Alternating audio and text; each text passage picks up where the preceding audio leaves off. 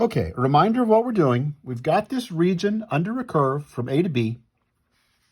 We're going to take that region, this whole region from A to B. We're going to lift it and revolve it around the x-axis. It's going to make a shape, a figure, I don't know, shape is probably the wrong word, a solid.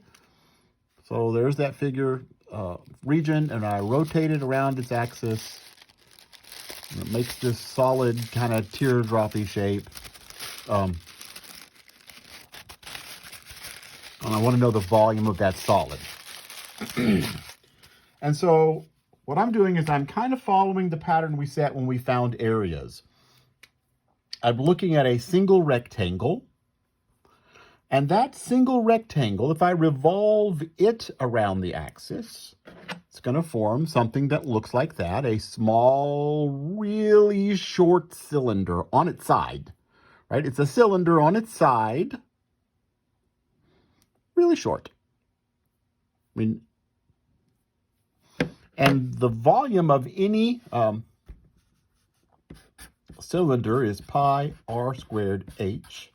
So the volume I would get when I revolve that rectangle around is going to be pi r squared. Now, the radius of this rectangle, of this cylinder, the radius of the cylinder, here's the center of revolving,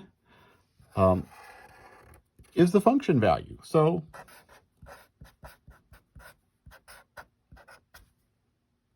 that's what I get for this particular x value, that particular cylinder. I get pi f of x squared, and the height of that cylinder, remember the cylinder is on its side, it's really like that. And so the height is dx, because it's on its side, but the height of the cylinder is still that dx. It's not the circular part, it's the rectangular part, sort of. And then I could add all those up. All the rectangles, right? And then I'm going to let the rectangles, there'll be a lot of really small rectangles, even smaller than this Carson-Newman College/University commemorative coin. I'm going to take a limit as n goes to infinity over all n of the rectangles. And the limit of this is a function times dx. That makes it a Riemann sum. The limit of a Riemann sum is an integral. It's the integral of pi times f of x squared dx. And it's from A to B.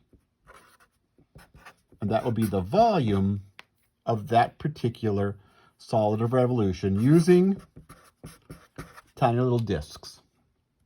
So let's do some examples.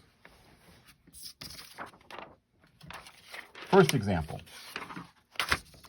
What is the volume of the solid generated when the region under f of x equals x squared plus 3 over the interval from 1 to 3 is revolved about the x-axis? So our first task always in a problem like this is to sketch a really quick graph.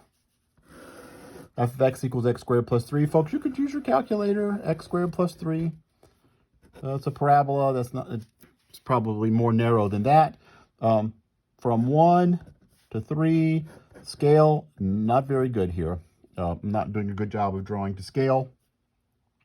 But so we're looking at under that, over the interval from 1 to 3, that region. And I want to know the volume of the solid that would be generated if I revolve that region about the x-axis. Well, I'm going to start by thinking of a rectangle.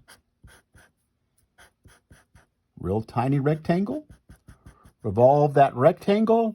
Add up a bunch of rectangles. Take a limit of a Riemann sum. I'm going to get, well, the volume of the rectangle. The cylinder generated by the rectangle. It's a disk, kind of like that. Pi radius. The radius there is the function value. Squared, pi r squared, h, the height of this cylinder. Remember, it's on its side. I've said that about 5 times, but that's important to note. It's on its side, so its height is dx. We're going to add them up, take the limit. Limit of a Riemann sum is an integral from 1 to 3.